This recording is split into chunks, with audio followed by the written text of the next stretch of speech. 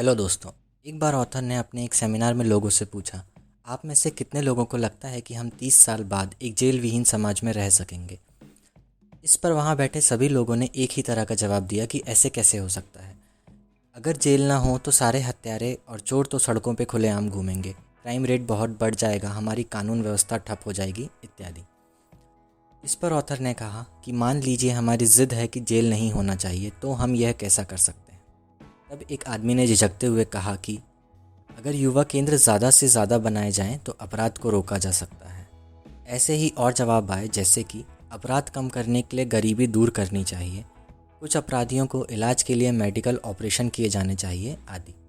10 minute पहले तक जो समूह इस विचार के खिलाफ था, अब वहीं से धीरे धीरे रचनात्मक सुझाव आने लगे थे। यहाँ एक बार फिर ऑथर ये बताते हैं कि अगर आप विश्वास करते हैं तो आपका दिमाग तरीका ढूंढ ही लेता है।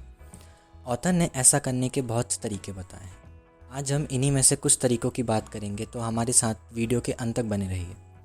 आइए आगे बढ़ते हैं और सुनते हैं डेविड जे श्वार्ट्ज के द्वारा लिखी गई किताब the magic of thinking big की डिटेल समरी के भाग 3 को। दोस्तों, अगर आपने इससे पहले के वीडियो नहीं देखे हैं तो डिस्क्रिप्शन में दिए गए लिंक पर जाके उन्हें अभी देख सकते हैं। वीडियो में आगे बढ़ने से पहले वीडियो को लाइक करें और ऐसे लोगों के साथ ज़रूर शेयर करें जिन्हें इस वक्त मोटिवेशन की ज़रूरत है।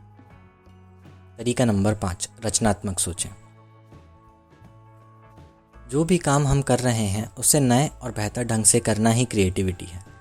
ज़रूरी नहीं कि हम उसमें कोई टेक्नोलॉजी ऐड करें, बस हम उसी काम में थोड़ा बदलाव करके भी बड़े परिवर्तन देख सकते हैं। अपने काम को रचनात्मक बनाने के लिए यहाँ ऑथर के बताए कुछ पॉइंट्स का इस्तेमाल कर सकते हैं। पॉइंट नंबर 1, पारंपरिक तरीके पर ही टिके नहीं रहना। एक काम को करने के कई तरीके हो सकते हैं। ज़्यादातर लोग काम का एक ही तरीका फॉलो करते रहते हैं, वह भी सिर्फ इसीलिए कि ये काम पहले से इसी तरीके से होता आ रहा है। उन्हें लगता है कि इसमें परिवर्तन की कोई ज़रूरत नहीं है, बेहतर है इसे ऐसे ही चलने दें। परंतु यह गलत है।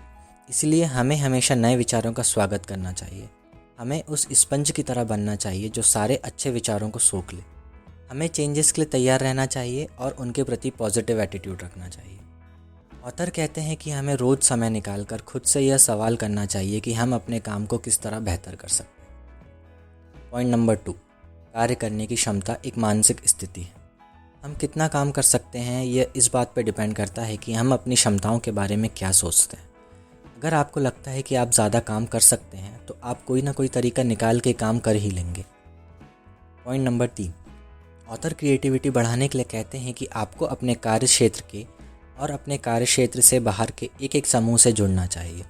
अपने कार्य क्षेत्र के समूह से जुड़ने का यह फ़ायदा होगा कि आपको अपने काम से संबंधित नए नए विचार मिलेंगे जो आपको अपना काम बेहतर तरीके से करने में मदद करेंगे। और अपने कार्य क्षेत्र से बाहर के समूह से जुड़ने से आपकी सोच व्यापक होगी और आप आउट ऑफ द बॉक्स सोच पाएंगे। दोस्तों, विचार आपकी सोच का फल है, पर उनका समय समय पर दोहराव करना पड़ता है, तभी उनका मूल्य बढ़ता है। इसलिए जब भी कोई विचार आए तो उसे लिख लें। उसके बाद आपके लिखे सारे विचारों का अवलोकन करें।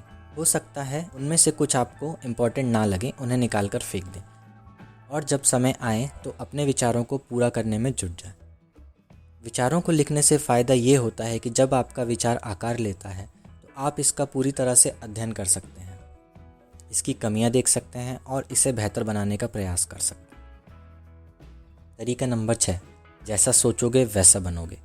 महात्मा बुद्ध सहित अनेक महान व्यक्ति इस बात से एग्री करते हैं कि आप आज जो भी हैं वो आपकी सोच का ही नतीजा है।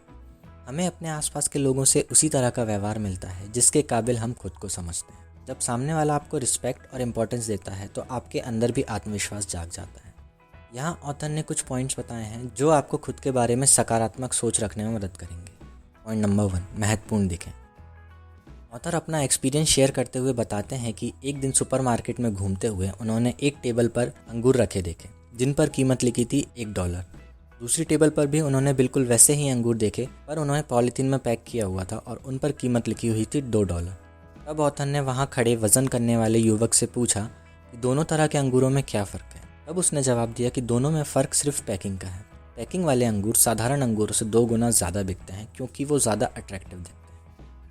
यही आपके साथ भी रोज़ाना होता है। आपकी वेशभूषा दूसरों से आपके बारे में बहुत कुछ कहती है, या फिर यह कह लीजिए कि इसी के आधार पर तय होता है कि दूसरे लोग आपके बारे में क्या सोचते हैं। अब शायद पहले तो आपको ये बात सुनने में अच्छा ना लगे और आप इस बात से डिसएग्री भी करें कि ऐसे कैसे हो सकता है। आदमी की बुद्धि देखनी चाहिए, उसके कपड़े नहीं। परंतु वास्तविक जीवन में ऐसा नहीं होता। आपका बाहरी व्यक्तित्व ही लोगों के मूल्यांकन का पहला आधार होता है, इसीलिए महत्वपूर्ण देखें। पॉइंट नंबर 2, अपने काम को महत्व दें। ऑथर कहते हैं कि हमें अपना काम महत्वपूर्ण समझना चाहिए। काम के बारे में आपकी सोच क्या है, उससे आपके बारे में बहुत कुछ पता चलता है और यह भी पता चलता है कि आप में ज़्यादा बड़ी जिम्मेदारी उठाने की क्षमता है या नहीं। जब आप अपने काम को महत्वपूर्ण समझते हैं तो आपको अपने काम के प्रति सेटिस्फेक्शन मिलता है और साथ ही साथ उसे बेहतर तरीके से करने की प्रेरणा भी मिलती है। और यह बात हम सभी जानते हैं कि हम कोई काम जितना बेहतर करेंगे उतना ही सफल होंगे। पॉइंट नंबर 3, हर दिन अपने आप से प्रेरणात्मक बातें करें। खुद को पॉजिटिव बनाए रखने के लिए एक रूटीन बना लें कि रोज़ सुबह आप खुद को ये विश्वास दिलाएंगे कि आप श्रेष्ठ हैं और आप में कुछ भी हासिल करने की ताकत है।